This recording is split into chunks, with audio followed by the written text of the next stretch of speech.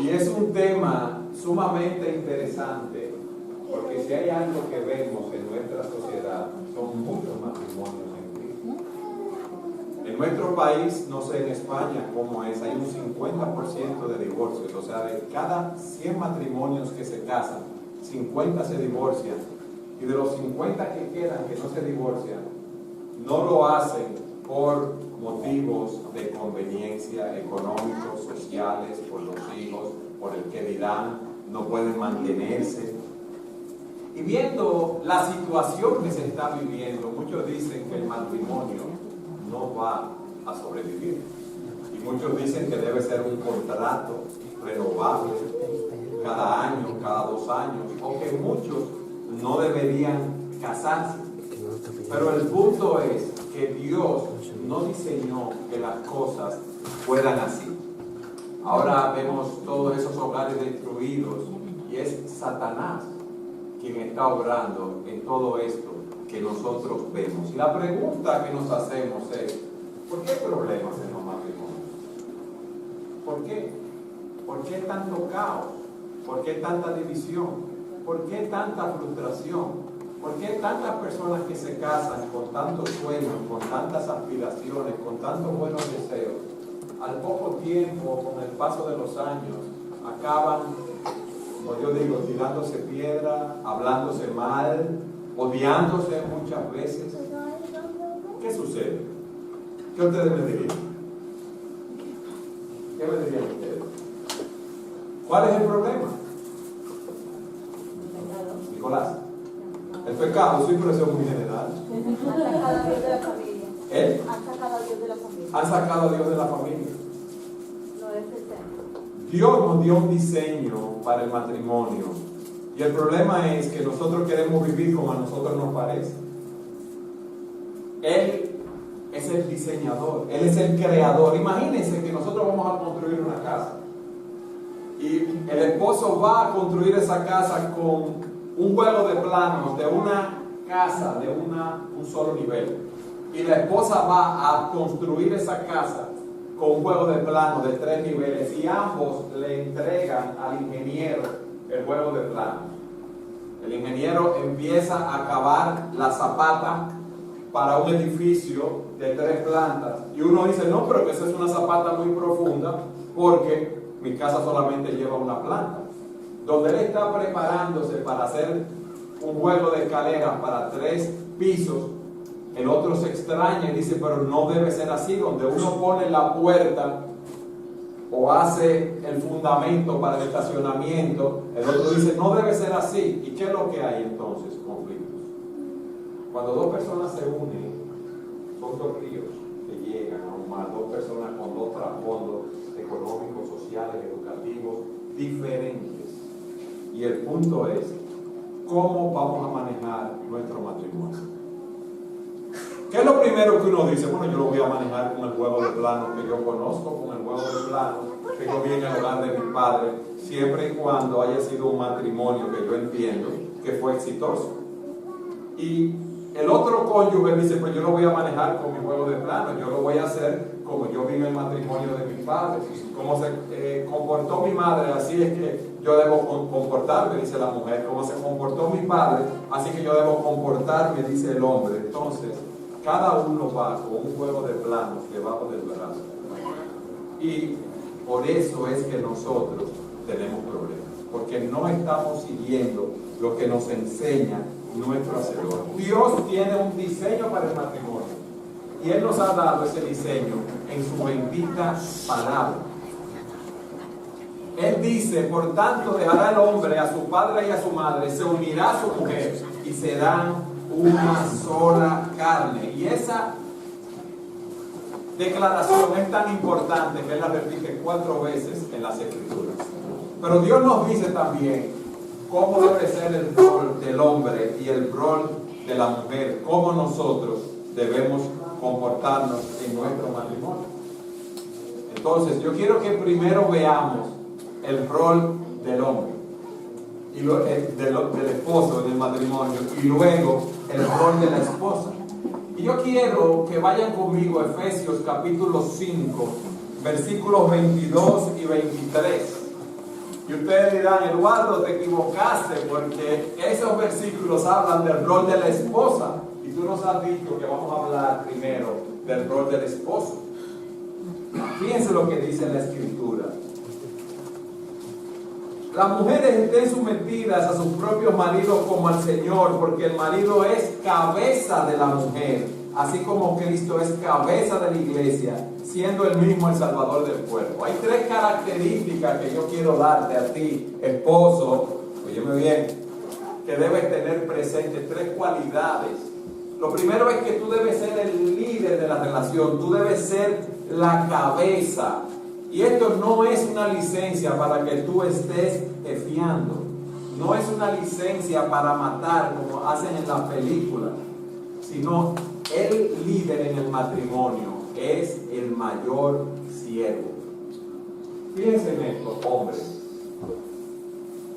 Dios nos ha confiado a sus hijas, que fueron redimidas por la sangre del Cordero.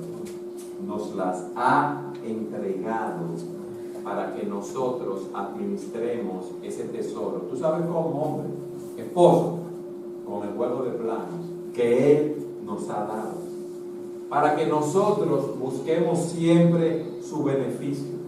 Y yo quiero a través de este estudio que veamos si realmente nosotros estamos cumpliendo con el mandato que Dios nos dio. Tú eres el líder, tú eres la cabeza, pero eso en las Escrituras significa ser un siervo. Yo quiero que ustedes vayan conmigo a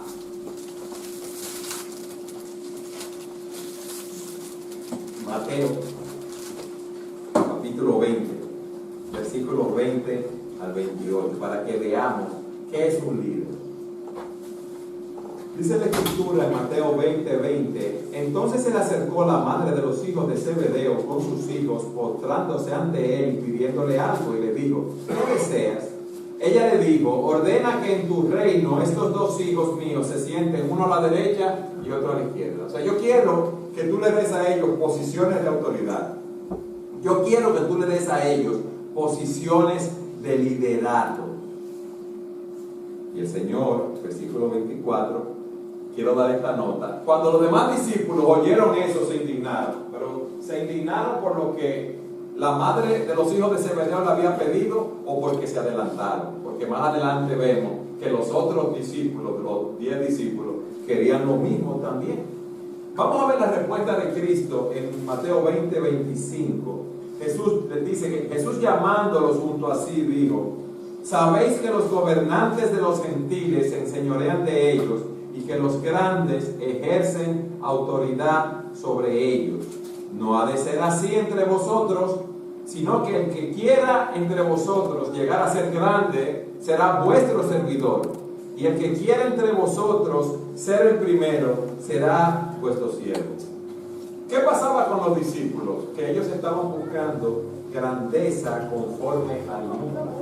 Y la grandeza para nosotros conforme al mundo es el que tiene muchas riquezas, el que tiene muchos bienes materiales, el que tiene mucho poder económico, mucha eminencia académica, el que está en muchas juntas directivas. Pero esa no es la valoración que el Señor da de grandeza. Fíjense que Él dice, el grande es el servidor. ¿Y quién es el servidor? En ese contexto, la persona que trabajaba sirviendo en una casa por paga. Y nos da otra categoría después. Y el siervo. El siervo es el esclavo. El siervo estaba forzado a servir.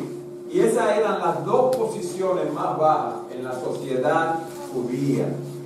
Y el Señor le está diciendo que los grandes son los siervos y son los esclavos.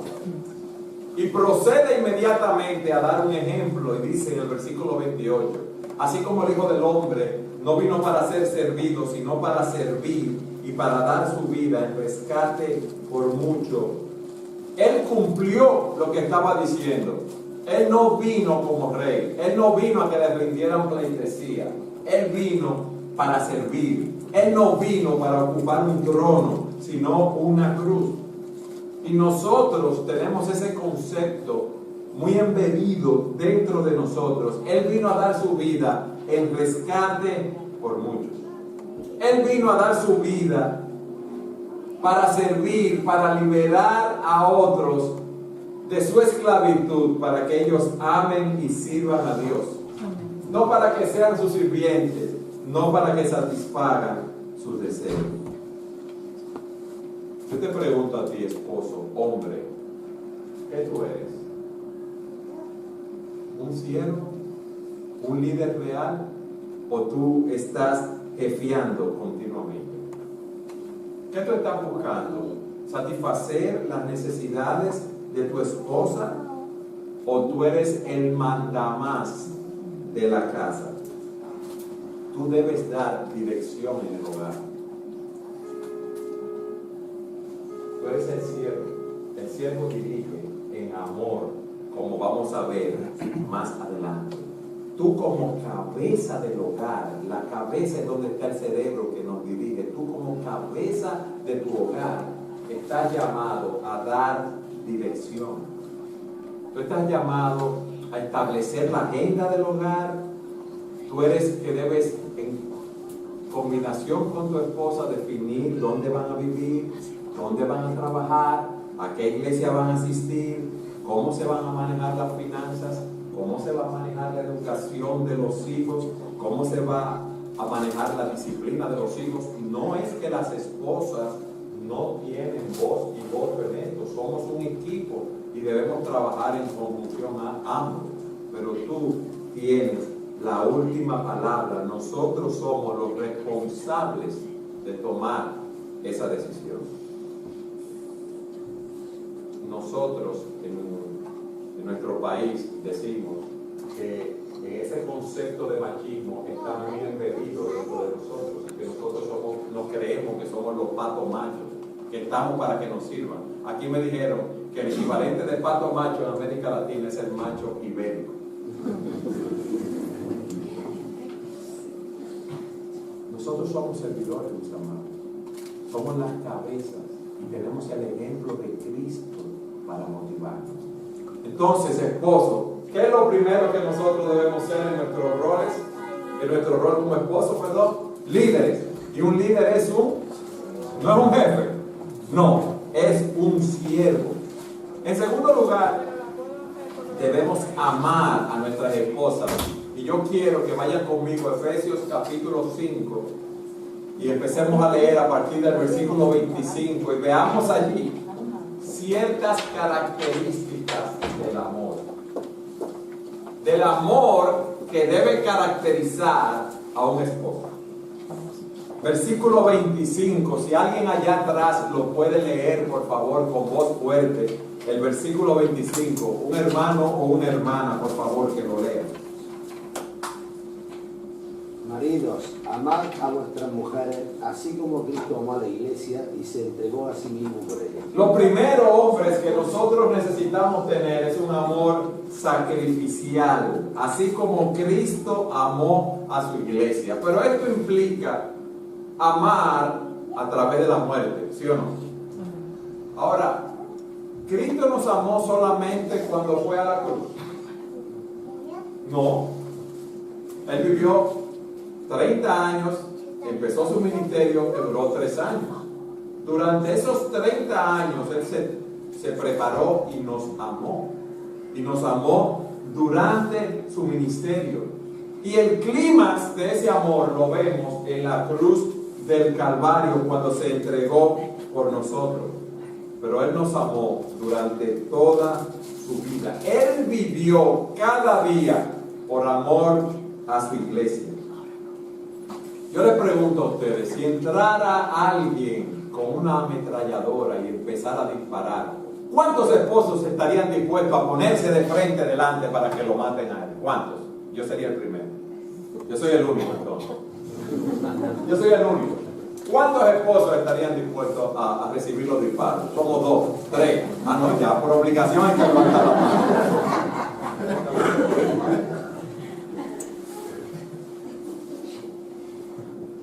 ¿Cuántos estamos dispuestos a dar la vida por nuestras esposas? En serio, yo estoy dispuesto a dar vida por mi esposa. ¿Quiénes más? Levanten la mano. Todos nosotros, ¿verdad? La pregunta es esta ahora. Óyeme bien esta palabra.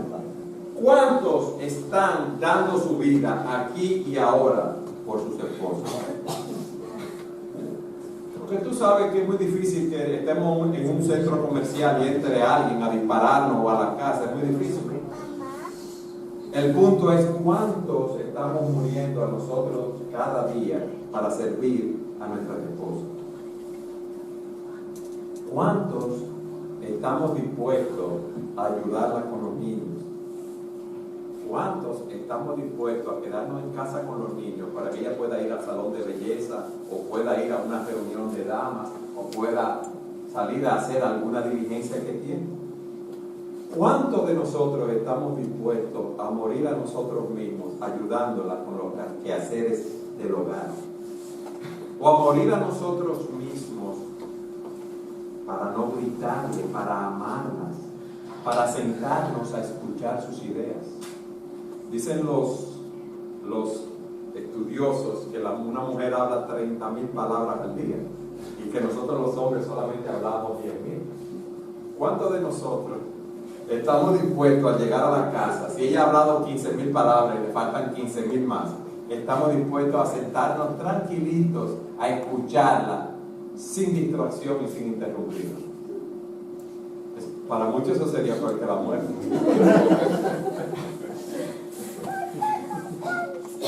Es difícil lo que le estoy escribiendo, hombres, pero en nuestra naturaleza es egoísta. Por eso Cristo nos deja ese ejemplo. ¿Por qué no sacrificarnos y llevarlas al restaurante que a ella le gusta ir, no al que a nosotros nos gusta ir? ¿Por qué no estamos dispuestos a sacrificar nuestros deseos egoístas por ella? ¿Por qué no estamos dispuestos a dejar a un lado el móvil, la computadora, la televisión, el fútbol, para nosotros escucharla a ella, para estar con ella, para dedicarle tiempo? Mis hermanos, no hay que morir para hablarle con dulzura y amabilidad a nuestras esposas. No hay que morir físicamente para mostrar ese amor. Y yo le pongo todos esos ejemplos, no porque pensé en ustedes, sino porque pensé en mí mismo y en mi propio egoísmo. Y el punto es este: si estas cosas son difíciles para nosotros y no las cumplimos, es muy posible que no estemos dispuestos entonces a morir por nuestras esposas. Nosotros entonces no tenemos un amor sacrificial. ¿Alguna vez tú te has preguntado por qué te casaste con tu esposa? ¿Por qué? Bueno, porque la amaba y yo quería vivir con esa mujer. ¿Y qué ha pasado con ese amor? Ese amor debe manifestarse cada día. El amor debe llevarnos a actuar. Entonces nosotros no podemos ser fríos y distantes con ella. Nosotros no podemos detener nuestras manifestaciones de amor por venganza, por alguna situación que se dio. No podemos ser cariñosos solamente cuando queremos tener relaciones sexuales con ella. Debemos mostrarle ese amor cada día, de manera que ella sepa lo mucho que la amamos y lo mucho que nuestros corazones laten por ella. Eduardo, aquí ella sabe que yo la amo, pero quiere que tú se lo digas. Amén. Amén. Díselo a tu esposa ahora, no te preocupes. Díselo. Yo no voy a estar mirando, díselo. No se lo van a decir. Te estoy chequeando. A veces uno piensa, eso es cursi decirle a mi esposa yo te quiero. No, nuestras esposas necesitan ser afirmadas, nuestras esposas necesitan saber que todavía las amamos. Amén. ¿Cuál es la primera característica de ese amor? Que es sacrificial. La segunda característica de ese amor es que es un amor santificador, es un amor purificador. Fíjense lo que dicen los versículos 26 y 27. Cristo se dio a sí mismo por su iglesia con un propósito para santificarla, habiéndola purificado por el lavamiento del agua con la palabra, a fin de presentársela a sí mismo una iglesia en toda su gloria, sin que tenga mancha ni arruga, ni cosa semejante, sino que fuera santa e inmaculada. Cristo se entregó a sí mismo para embellecer a su iglesia, para hacerla atractiva. En el libro de Esther se nos dice que el rey Asuero había desechado a la reina Vasti y que él quería que buscaran a una otra mujer para casarse y que escogieran jóvenes hermosas y durante un año le hicieran un tratamiento de belleza para elegir a una esposa. Y luego de ese tiempo él eligió a Esther. Pero Cristo no nos amó de esa manera. Cristo no nos escogió por nuestra belleza. Cristo no nos escogió por nuestra pureza, sino que Él nos recibió en esa condición pecaminosa y luego nos embelleció. O sea que Él no esperaba nada de su esposa en ese sentido, excepto lo que Él le iba a dar primero. Y ese es el amor que el Señor demanda de nosotros, esposos.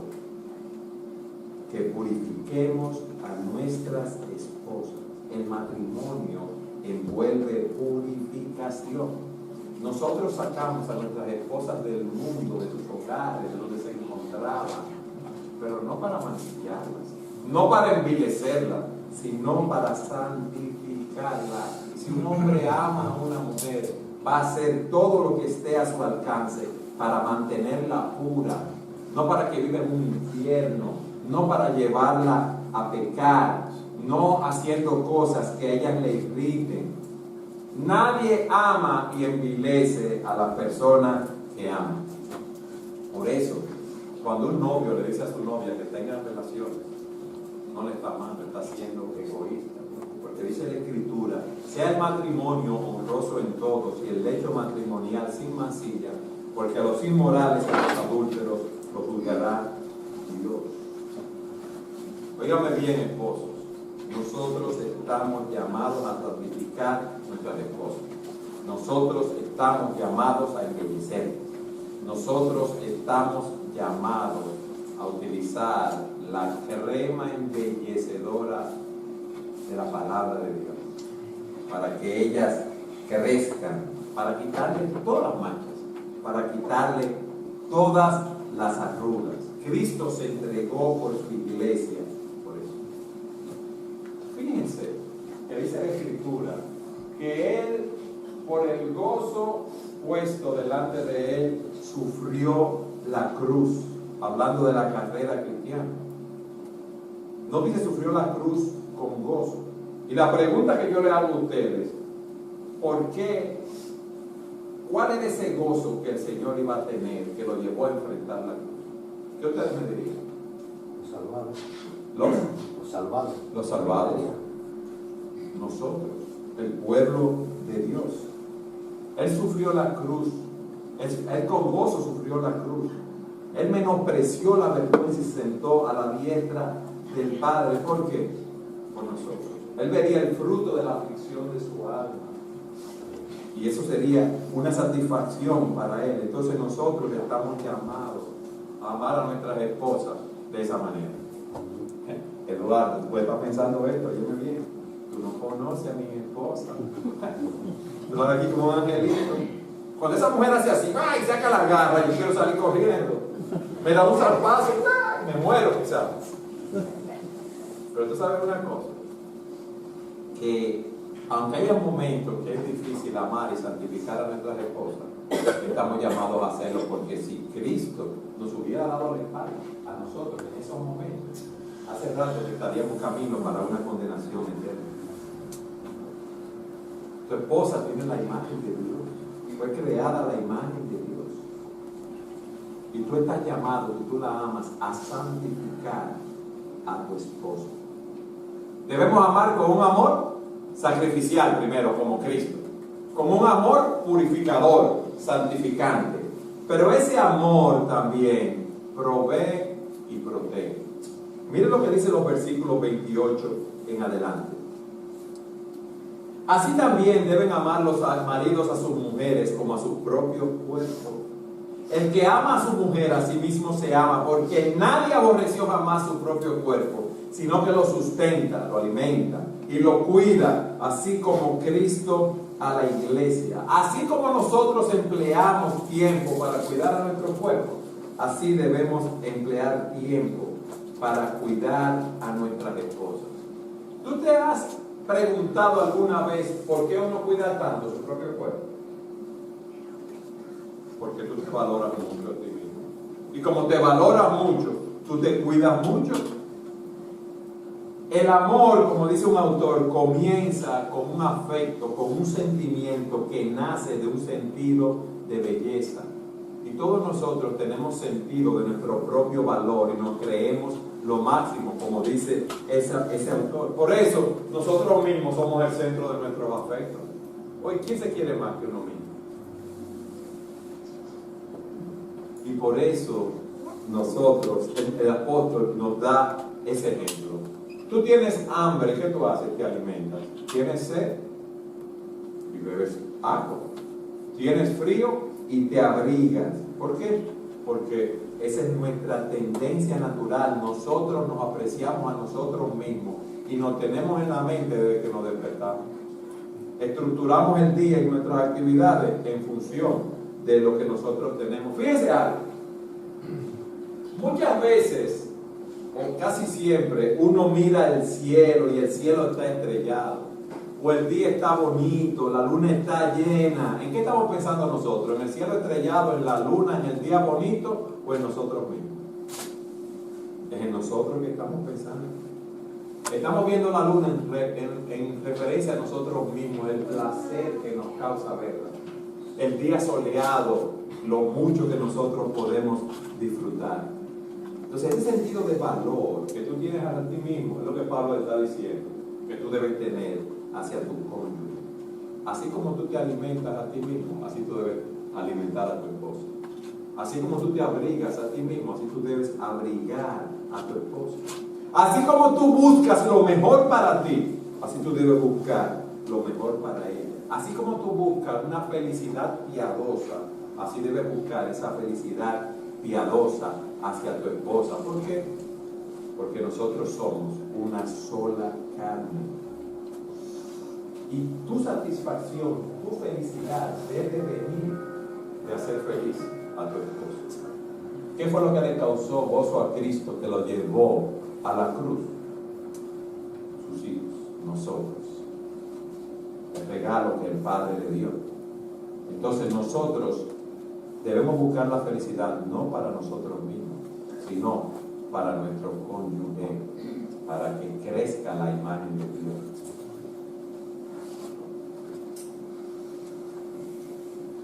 Otra pregunta. ¿Cómo ustedes creen que reacciona una mujer que sabe que su esposo la ama de esa manera? Un esposo imperfecto, claro está. ¿Cómo ustedes creen que va a someter, a reaccionar esa mujer?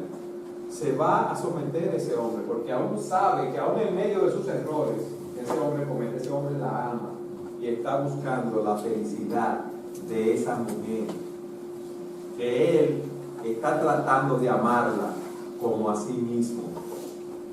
Y una mujer quizás tiene poco entendimiento si un hombre que se está comportando así le está manifestando eso y ella no lo ve.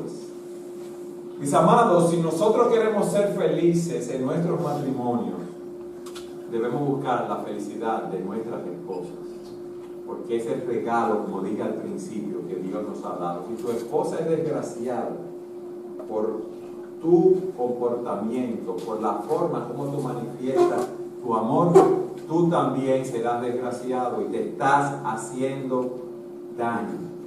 Porque si somos una misma carne y somos un mismo cuerpo, lo que le suceda a uno le va a suceder al otro en ese sentido.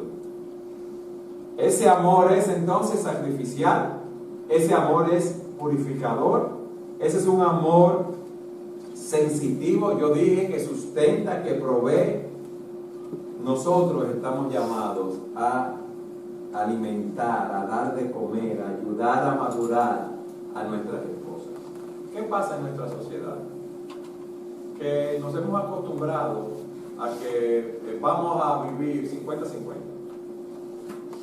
Pero si tú eres el líder y tú puedes, en tu casa, el sustento, la provisión debe traerla tú. No es 50-50, ¿no? Yo voy a dar lo mejor de mí, yo voy a dar todo lo que yo pueda. Yo quiero llegar a un 100%. Yo quiero llegar a un 80%.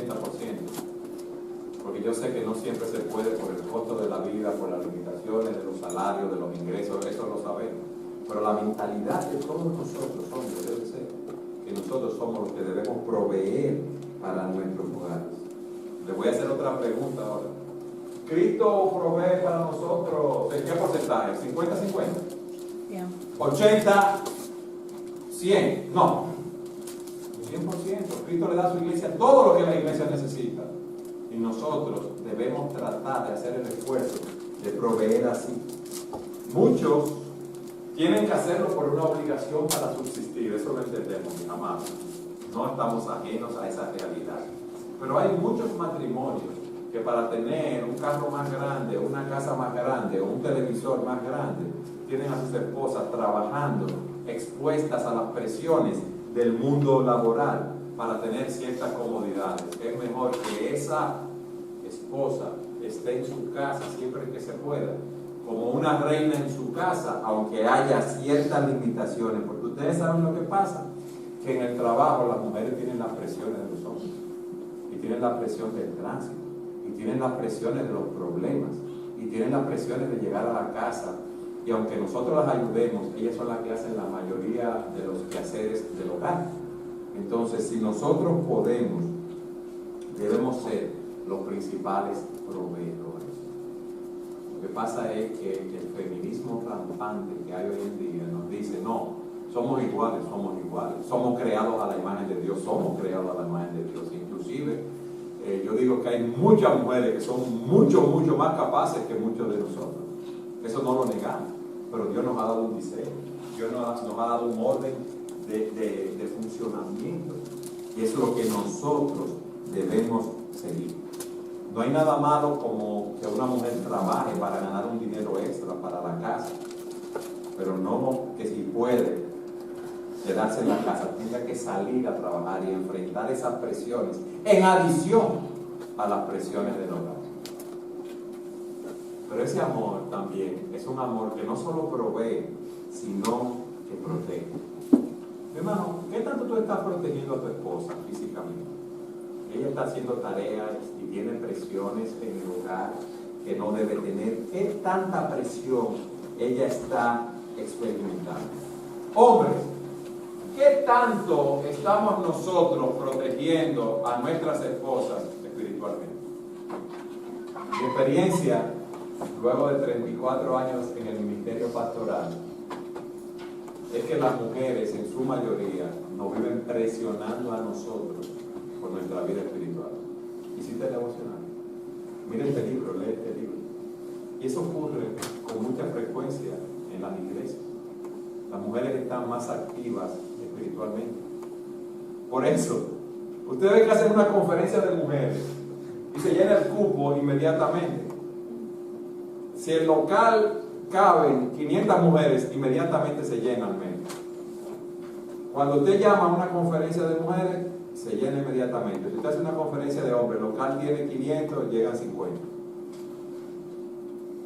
Entonces nosotros debemos ser los líderes espirituales, proteger al rebaño que Dios nos ha dado, nuestras esposas y nuestros hijos. A eso nos está llamando el Señor. Fíjense que Satanás tienta a la serpiente y dice el texto que ella comió del fruto y dio también a su marido que estaba con ella y él comió.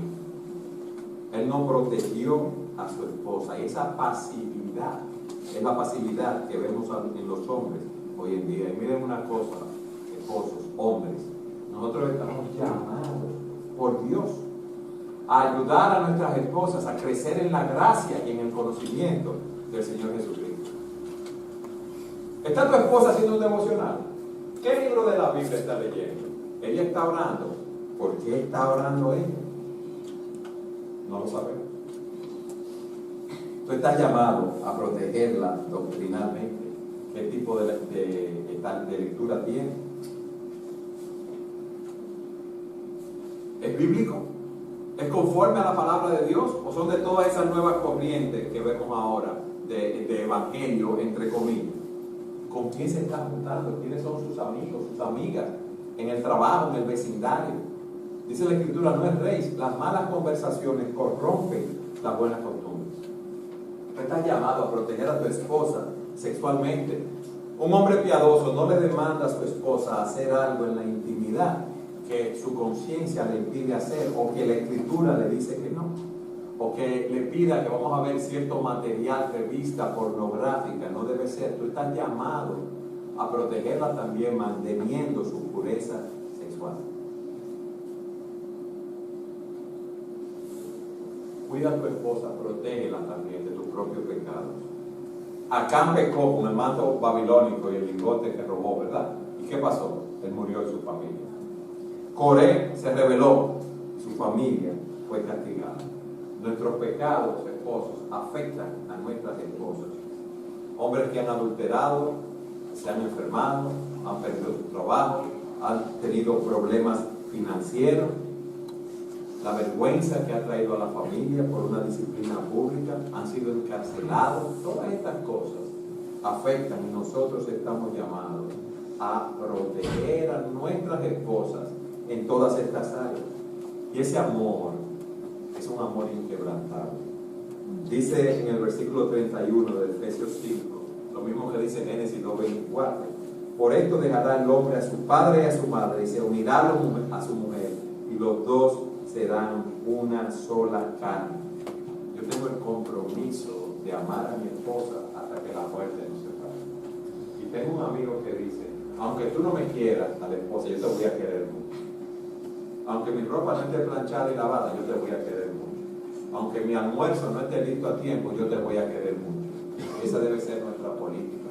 No llevarnos por las emociones y los sentimientos, sino porque estamos llamados a amar a nuestras esposas. Dejamos padre y madre, nos unimos a ella para ser una sola carne. Y por eso debemos ir al matrimonio sabiendo que mi realización no está en mi esposa, que no es ella que va a satisfacer todas mis necesidades, solamente Cristo puede satisfacer todas mis necesidades. Amén. El amor no está condicionado a que ella sea siempre dulce, amable y atenta conmigo, no, es un compromiso creciente. Yo debo estar continuamente regando esa planta, abonando esa planta, para que ese amor crezca continuamente. Y es un compromiso total. No hay marcha atrás. La palabra divorcio no debe mencionarse en un matrimonio. Nosotros estamos unidos hasta que la muerte nos separe. No sé si aquí en España uno dice los votos, que yo prometo amarte en salud, en enfermedad, en riqueza, en pobreza, en cualquier situación que se presente. Ese fue el voto, el pacto que nosotros hicimos en la presencia de Dios. Fíjense que Dios, cuando hizo un pacto con Abraham, lo cumplió. Dios honra su pacto. Nosotros debemos honrar el pacto que nosotros hicimos en la presencia de Dios. Yo estoy llamado, óigame bien, llamado a compartir mi vida con esta mujer hasta que la muerte nos separe. Y si hay problemas, como yo decía al principio, es porque no estamos siguiendo el diseño que Dios nos ha dado en su palabra. Le digo algo, su palabra es suficiente. Su palabra es inspirada por Él, es soplada, es exhalada por Él.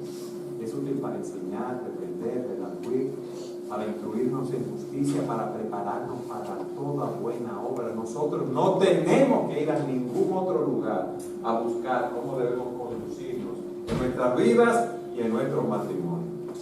Porque esa palabra es lámpara a nuestros pies y lumbrera a nuestros caminos. Amén. Yo tengo un dilema ahora, se lo voy a decir. Me queda un punto del rol del esposo y llevo ya 50 minutos de los 75 que el pastor amablemente me otorgó. Pero si yo le hablo 1 hora a los hombres, 15 minutos a las mujeres, las hermanas me van a amar más y los hombres me van a odiar. ¿Qué te crees, pastor?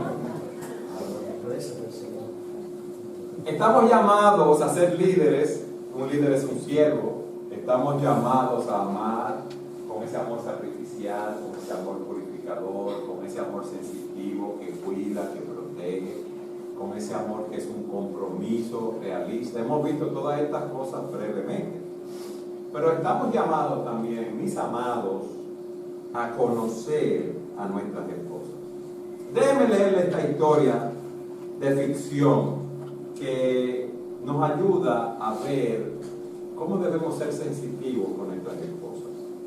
Fíjense, dice en 1 de Pedro 3:7, antes de leerle esta historia ficticia, quiero leerle 1 de Pedro 3:7, que nos dice: y vosotros maridos igualmente convivid de manera comprensiva con vuestras mujeres, comprensiva, como un vaso más frágil, puesto que es mujer, dándole honor como coheredera de la gracia de la vida, para que vuestras oraciones no tengan estorbo. Y miren esta historia. Se llevó a cabo en una primitiva isla del Pacífico, donde un hombre pagó la dote de su esposa en vacas. 2 o 3 vacas podrían comprar una esposa decente. 4 o 5 vacas, una esposa muy bonita. Pero Johnny Lingo había ofrecido la inaudita suma de 8 vacas por Sarita, una chica que a todo el mundo en su pueblo natal parecía bastante simple, bastante común y corriente. La gente local se burlaba de Johnny porque pensaban que era una locura pagar tanto por su esposa. Imagínense, 8 vacas en esa cultura. Una entrevistadora va donde él, ve a Sarita después de casada y está aturdida por la belleza de Sarita, porque Sarita estaba hermosa. Y va donde Johnny Lingo y le pregunta: Johnny, ¿es esa la misma mujer, Sarita, con la que tú te casaste, que era una mujer común y corriente? Y la respuesta de Johnny demuestra que él no fue un tonto cuando pagó 8 vacas. Le dice a la entrevistadora: ¿alguna vez piensa lo que debe significar para una mujer saber que su marido se ha transado por el precio más bajo por el cual se puede comprar? Y luego, cuando las mujeres hablan, se jactan de lo que sus maridos pagaron por ellas. Uno dice: mi esposo pagó 2 vacas por mí. El otro dice: mi esposo pagó 4 vacas por mí. Otro dice: pagó 6 vacas por mí. ¿Cómo se siente la mujer que se vendió por 1 o 2 vacas? Dice: eso no podría pasarle a mi Sarita. Entonces le pregunta a la entrevistadora: ¿lo hiciste solo para hacer feliz a tu esposa? Y él le dice: yo quería que Sarita fuera feliz, sí, pero yo quería más que eso. Usted dice que es diferente, eso es verdad. Muchas cosas pueden hacer cambiar a una mujer, cosas que pasan adentro y que pasan afuera. Pero lo que más importa es lo que ella piensa de sí misma.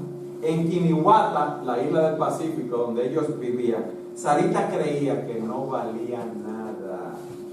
Ahora sabe que vale más que cualquier otra mujer de las islas. Porque él pagó 8 vacas por ella, lo que nadie había pagado. Y él dice: yo amaba a Sarita. Yo quería casarme con ella. Yo no amaba a ninguna otra mujer, pero quería una esposa de 8 vacas. Y eso fue lo que él pagó por ella. Su esposa se embelleció más porque vivía la luz del amor que él estaba demostrando a ella. Mis amados, vive tu esposa a la luz de esa realidad.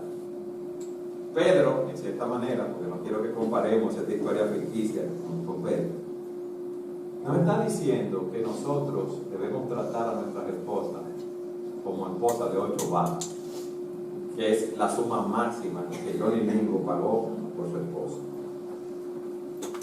Y en 1 de Pedro, no voy a hablar de esto porque el tiempo no nos da, Pedro está hablando a las mujeres que se sometan a esposos inconversos, y veremos algo de eso más adelante. Y dice: vosotros maridos igualmente debemos vivir con ellas de una manera sabia, de una manera comprensiva. Nosotros no vivimos en un mismo techo, bajo un mismo techo, porque vivimos en un hotel. Nosotros estamos llamados a convivir con nuestras esposas, no a compartir una habitación como si estuviéramos en un hotel o en una pensión. No, eso no es vivir comprensivamente con ellas, es asociarnos con ellas como la compañera elegida nuestra y como nuestra amiga confidente. Nosotros estamos llamados a compartir nuestra vida con nuestras esposas, somos cónyuges. ¿Sabe qué significa eso? Que ambos estamos unidos al mismo yugo. Estamos en el mismo yugo, cónyuges, ambos estamos en lo mismo. Somos dos vidas que se han fundido en una hasta que la muerte nos separe.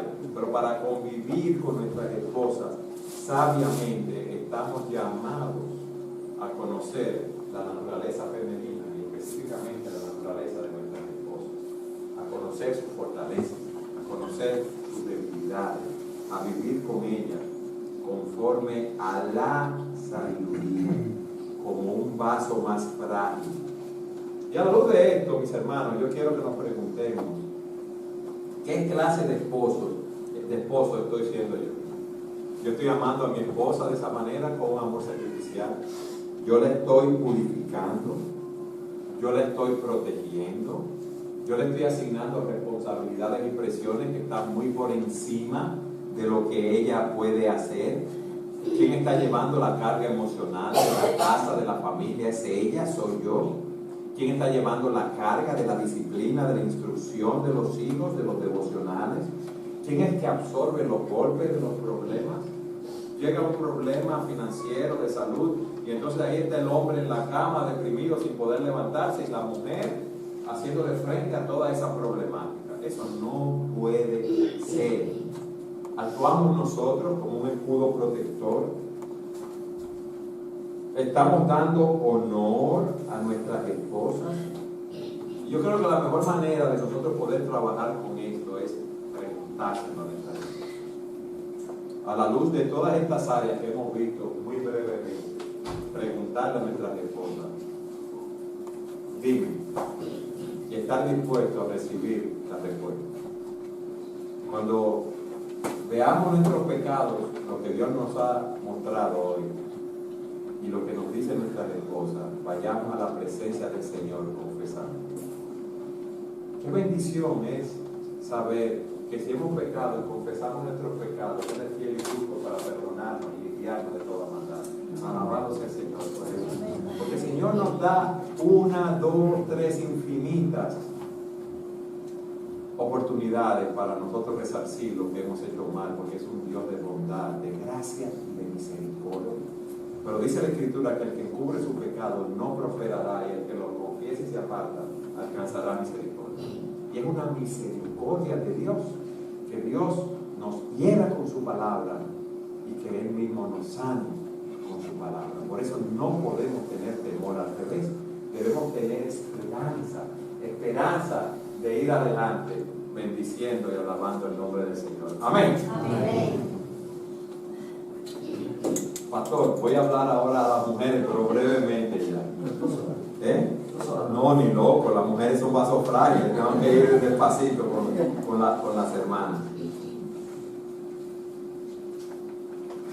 Hermanas, si yo le preguntara cuál es el mandato del Señor para ustedes, ¿qué ustedes me dirían? Primariamente. La sumisión del marido. Someterse a su esposo. Ese es el mandato de la Escritura. Y uno piensa muchas veces que someterse a su esposo es algo inaudito, que no debe ser así. Y ahora, aquí no abre por algún problema, cerrado. ¿Qué pasa? Que Dios nos ha dado un orden de autoridad. Y en esa autoridad es que está nuestra bendición. ¿Usted alguna vez había pensado en eso? Que cumpliendo la estructura de autoridad que Dios me ha dado, es que está la bendición. Dice la Escritura que Cristo vino a cumplir el encargo que el Padre Celestial le había dado a Él. Y Él fue a la cruz y se entregó en la cruz del Calvario por nuestros pecados. Ahora, yo les pregunto algo a ustedes. ¿Ustedes creen que el Señor quería pasar por eso? No. Porque en Getsemaní vemos al Señor pidiéndole al Padre que pasara de él esa copa. Y dice, pero no se haga mi voluntad, sino la vuestra, la voluntad del Padre. Y era tanta la agonía del Señor que el Padre tuvo que enviar un ángel para que él fuese confortado en ese momento. ¿Ustedes creen que al Señor le agradaba tener que soportar latigazos, escupitajos, maltrato, rechazo, burla de las personas, de ser expuesto en una cruz como un vil ladrón? No. Él no quería pasar por eso. Pero como vimos, por amor a nosotros, Él lo pasó. Y porque Él también nos dijo que su comida, ¿cuál era? Hacer la voluntad de su Padre. Entonces hay una relación entre la autoridad y nuestro sometimiento a ella y nuestro cumplimiento de nuestros deberes con esa autoridad. Eso es lo que el Señor nos está llamando. Y Cristo con eso nos da un ejemplo. Y en la Escritura Dios nos da ese mandato a las mujeres. Vayan conmigo a Efesios capítulo 5, versículo 22. El punto es este, mis hermanas. Nuestra felicidad no va a venir de estar en nuestro propio camino. Nosotros tendemos a ser egoístas, a querer hacer las cosas a nuestra manera, como a nosotros nos parece. Pero Dios nos ha dado una estructura de autoridad, la cual está en la misma Trinidad. El Padre, el Hijo, el Espíritu Santo. Y yo no voy a ser feliz viviendo contrario a lo que Dios me dice. Entonces, el orden de autoridad, la relación, es que yo debo cumplirla para yo poder agradar a Dios. Nosotros queremos hacer las cosas como nos parece, por eso no obedecemos al policía, no obedecemos al maestro, no obedecemos a las autoridades gubernamentales. Queremos hacer las cosas como nos parece, pero Dios ha dado ese orden de autoridad, repito, para nuestra felicidad. Y Dios nos dice en Efesios capítulo 5, versículos 22 al 24, las casadas estén sujetas a sus propios maridos como al Señor, porque el marido es la cabeza de la mujer, así como Cristo es la cabeza de la iglesia, la cual es su cuerpo y Él es su Salvador. Así como la iglesia está sujeta a Cristo, así las casadas estén sujetas a sus maridos en todo, es lo que nos está diciendo. ¿Y qué dice en el versículo 33? Por lo demás, cada uno de vosotros ame también a su mujer como a sí mismo, y la mujer respete a su marido. Sométete. Eso no es una vergüenza, someterte. Ese es el diseño de Dios. No porque tú seas una esclava. Tú eres creada a la imagen de Dios. Tú tienes la dignidad de Dios. Pero en esa empresa, matrimonio, Dios ha puesto al hombre sobre la cabeza. Tú te sometes a él. Fíjense que el texto dice, las casadas estén sujetas.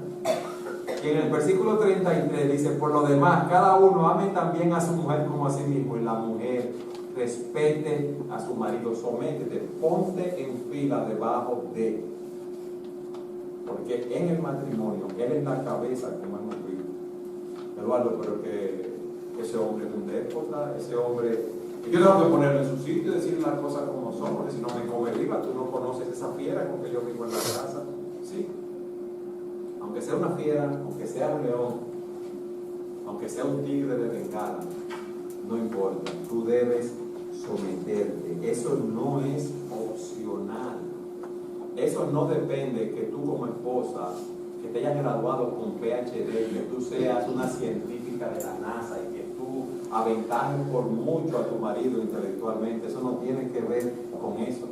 No tiene que ver tampoco con la condición espiritual de la esposa, porque él es un inconverso y no me entiende, porque el caso de Primera de Pedro es una mujer que tiene que someterse a un marido que no es creyente. Que tú me entiendes, hermano, en el caso. No es que yo tenga un PhD y que él solo tiene su título de bachiller, mi problema no es ese. Es que él no tiene iniciativa, él no tiene empuje, él no tiene deseo de progresar. ¿Qué yo hago? Sométete. Pero que tú no entiendes cómo es la cosa. Teníamos unos ahorros guardados y él es tan genial que piensa que sabe hacer muchos negocios, que el último negocio que hizo perdimos esos ahorros que teníamos. Yo no puedo dejarlo que maneje el dinero y él insiste en manejarlo. ¿Qué puedo hacer? ¿Qué puedo hacer, mis hermanos? ¿Qué ustedes hacen? Someterse. Hablar con él, hacerlo entender, buscar personas de confianza que lo ayuden a entender. Si es creyente, a los pastores, líderes, hermanos más maduros, que sepan de negocios, que sepan de finanzas, de diferentes cosas. Pero tú tienes que someterte a ese hombre. ¿Tú sabes por qué? Porque la esposa es más libre que nunca cuando está sometida a su marido. ¿Cómo así? ¿Ustedes han visto un tren? ¿Dónde el tren corre más rápido? ¿Cuando está en los rieles o fuera de los rieles? Cuando un tren se descarrila, ¿qué pasa? ¿Es un desastre? ¿Es un accidente gravísimo? Pero nosotros, el mandato de Dios es que la mujer se someta al marido. No estamos diciendo que la mujer es una esclava, no estamos diciendo que es inferior. La sumisión es la libertad de ser creativa bajo el liderato de su marido. Y fíjense que dice el texto, las casadas estén sujetas. No que se someten una vez, el estén sujetos es un verbo que está en presente continuo y debe ser el estilo de vida del esposo. Y deben someterse al esposo como al Señor. O sea, si el Señor viniera a tu casa y te dijera, haz las cosas de esta manera, ¿qué tú le dirías? No, Señor, yo no lo voy a hacer. Yo me imagino que estaríamos locos si hiciéramos eso, ¿verdad? No fuéramos creyentes. Y dice aquí, como al Señor. ¿Tú sabes por qué? Porque rehusar someterte a tu marido es una rebelión contra Dios mismo. Y cuando tú te sometes, tú estás mostrando que tú amas a Dios y que tú amas a tu marido. Y ese texto nos dice que el motivo de la sumisión fue lo que ya nosotros vimos. Porque el esposo es cabeza de la mujer, así como Cristo es la cabeza de la iglesia y salvador del cuerpo. Así el esposo es la cabeza de la esposa y ella su propio cuerpo, es lo que dice la Escritura. ¿Qué pasa cuando un cuerpo no responde al mandato de la cabeza? Usted ha visto personas que el cerebro, que en su mente, su cabeza no manda las señales correctas al cuerpo y el cuerpo tiene movimientos involuntarios. Es algo que no es normal, que no funciona bien. Así, cuando una mujer no se somete a su marido, está deshonrando, porque el marido es cabeza de la mujer.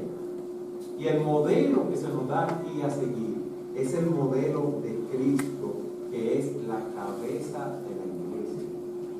Y dice en el versículo 24 que debe someterse en todo. O sea, que ese es un estilo de vida de la mujer, someterse a su marido. Ahora, ¿cuándo una mujer no debe someterse? Cuando su marido le pide algo que es contrario a lo que enseña la palabra de Dios. Miente o hace algún tipo de cosa que no es conforme a la palabra, yo ahí no puedo someterme. Mis amadas, ese es el diseño de Dios. Por eso es que yo empecé diciendo que el mundo estaba con muchos divorcios, el mundo está patas arriba. Las cosas no funcionan como deben funcionar. Y Cristo, nuestro Dios, el diseñador del matrimonio, nos ha dado el manual. No le demos espalda a ese manual, que el caos que hay en el mundo es por eso.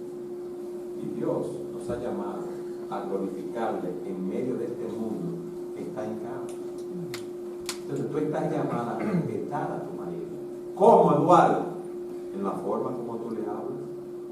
Cuidado si tú le hablas despectivamente, burlonamente, o haces chistes de tu marido delante de otras personas. Tu marido te dice, por favor, mi amor, dame un vaso de agua, búscalo tú, ¿qué tú te crees? Nosotros somos iguales en la casa. Yo no soy tu sirvienta. No, respeta a tu marido. Hay mujeres que le hablan a los maridos dándole órdenes, como si ellas fueran generales y él fuera un subalterno. Están en el coche, vienen manejando, vienen para la iglesia. ¡Parquete ahí! ¡Qué susto! Mira, dejaste pasar el parqueo. ¡Qué tonto tú eres! Te lo dije, tan difícil que está el estacionarse aquí. Muestra tu respeto siendo agradecida con él. ¿Qué tanto tú le expresas a tu marido su aprecio por lo que cuida de ti, por lo que cuida de la familia, por lo que cuida de tus hijos, por lo bien que los educa? ¿Qué tanto tú te dedicas a agradar a tu esposo, haciendo del hogar un lugar seguro, que cuando él llegue encuentre allí paz y tranquilidad? ¿Qué tanto tú cooperas en la toma de decisiones? Va a invertir el dinero, vamos de nuevo a eso. Acuérdate que tú eres un mal administrador, que tú no das para los números, que ya hemos perdido todos los ahorros. Así que tú cooperas con él. Mi amor, vamos a invertir el dinero. Qué bueno que tú tienes deseo que el dinero rinda más, pero vamos a buscar un asesor financiero que nos ayude a invertir, ¿verdad?, estos centavitos de la mejor manera posible, de manera que no lo perdamos. Tú debes tener con tu marido un espíritu afable y apacible. Tú no puedes ser la mujer deseosa. Tú no puedes ser como la gota que está continuamente dando sobre la piedra hasta que le hace un hoyo. Mire, una mujer sumisa tiene una influencia increíble con un hombre. Porque como dice un autor, una mujer sumisa con espíritu de mansedumbre en un hogar puede apagar los carbones de la ira y conflictos que de otra manera pueden haber incendiado la casa. Puede manejar al tigre y al león y dirigirlos, llevándolos atados con una correa de seda trenzada de amor. Ese hombre llega a la casa, ay, como una fiera, con problemas, que se quiere matar con cualquiera, y esa mujer lo desarma. ¿Cómo? Con amor. Con amor. Le pone un collarcito de seda. Él lo puede romper desde que quiera, pero trenzado con amor. Y ese hombre no se va a resistir. La fortaleza, mis hermanas, de una mujer reside no en resistir y enfrentar, sino en ceder. Su poder, como dice un autor, es su gentileza, es una palabra suave, es una mirada cariñosa en el momento preciso y tiene un mejor efecto que una respuesta airada. Cuando el león va a rugir, ese hombre que está, mi amor, ¿qué te pasa, mi vida? Dime, ¿qué problema tú tienes? ¿Cómo yo te puedo ayudar? ¿Qué hace el león? Se desinfla inmediatamente. Ajusta tus prioridades a las prioridades de tu esposo. Llena sus necesidades físicas, sexuales, emocionales, mentales. Tú estás llamada a hacer eso. Mis hermanos, lo que hemos visto hoy, yo no me lo he inventado. Son principios que hemos derivado de la palabra de Dios. Y si queremos habitar, vivir confiados y seguros, glorificando el nombre de Dios, debemos seguir lo que Él nos manda en su palabra. Cristo encontró su gozo en llevar muchos hijos a la gloria y sufrió lo que sufrió. Nosotros no vamos a encontrar nuestra felicidad en nosotros mismos, sino en llevar gloria a Dios en este mundo y en el caso del matrimonio, buscando la felicidad de nuestro cónyuge. Y la felicidad de nuestro cónyuge no es que sean unos caprichosos, sino que sean cada día más libres para amar y glorificar a Dios. Amén.